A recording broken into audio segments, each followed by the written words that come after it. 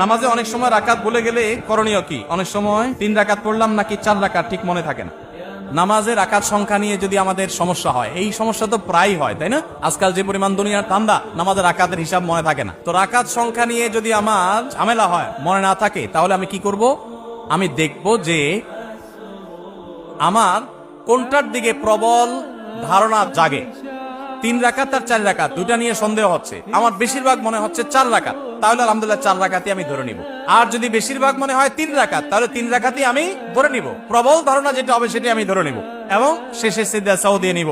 আর যদি আমার 3 এবং 4 এর মাঝখানে আমি দাঁড়ায় থাকি 50-50, 3 এর দিকেও মন আগায় না, 4 এর দিকেও মন আগায় না, 2 এর দিকেও মন আগায় না, আবার 3 এর দিকেও মন আগায় না, এরকম যদি হয় তাহলে কমটা ধরে নিন। পরিষ্কার হাদিসে নবী সাল্লাল্লাহু আলাইহি ওয়াসাল্লাম নির্দেশনা রয়েছে ব্যাপারে। যেমন 3 আর 4 নিয়ে যদি ডাউট হয় এবং 50-50 থাকেন, মাঝখানে দাঁড়ায় আছেন, কোনো দিকে মন টানে না, তাহলে আপনি 3 ধরে নেবেন। 3 ধরে নামাজ শেষ করবেন, শেষে সিজদা সাও দিয়ে দিবেন, বাস নামাজ হয়ে যাবে ইনশাআল্লাহ।